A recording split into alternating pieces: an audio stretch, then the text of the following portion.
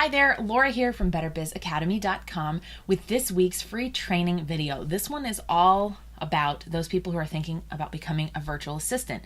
Being a virtual assistant online is one of the easiest ways to transition into online work because you probably already have some experience in your background, whether it's in a job, in a volunteer capacity, or in running your own business at some other point in your life that can easily transition you into being a VA. But one of the most common questions people ask is, if I've never had any office-related experience, can I become a virtual assistant? So virtual assistants do all kinds of tasks across the board. They can do things like managing a calendar, managing someone's email inbox, scheduling social media, scheduling and posting blogs on behalf of a person, organizing materials, doing research and data entry, coordinating travel, you name it. There are dozens and dozens of tasks that a VA can do. And the short answer is no, you don't have to have extensive experience working in an office to be successful as a virtual assistant. Plenty of virtual assistants use skills that they've picked up along the way, including those that have worked in an office before, but it is not mandatory that you have worked in an office previously in order to succeed as a virtual assistant. You might have some experience from your own personal life where you're good at organizing things, you're focused on details, and these types of tasks really appeal to you because it's something you've done before or it's something you've always wanted to do. Likewise, you don't have to have any particular type of education to succeed as a virtual assistant. You don't need a graduate degree, you don't need a bachelor's degree.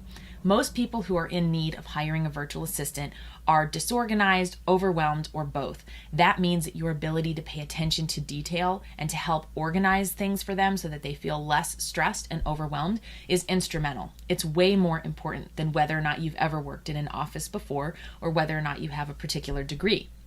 Now, that being said, if you do have particular types of training that you've completed, for example, maybe you took a course on social media management, you might mention that with a prospective client because it could help push them over the edge in terms of hiring you because you have that specific expertise. And likewise, if you've worked in an office for a long period of time and you coordinated a lot of projects and had a number of balls in the air you were juggling at any point in time, reference that with your prospective clients because they are going to care about what you bring to the table from your past experience. Overall, it's these personality traits, a willingness to learn, and an understanding of the position that the business owner or employee is coming to you with in terms of needing a virtual assistant.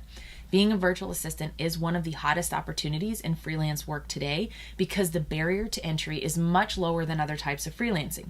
If you were to start pitching yourself as a graphic designer, for example, you'd need to either really know particular graphic design software, have done it for some time, have received education about graphic design, or worked as a full-time graphic designer because you're going to be competing against people who have those specific qualifications.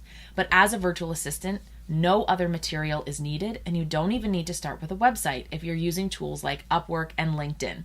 Hopefully this makes you feel a lot more confident that even if you don't have any office experience, you can still learn the skills and tasks necessary to be a virtual assistant quickly and easily.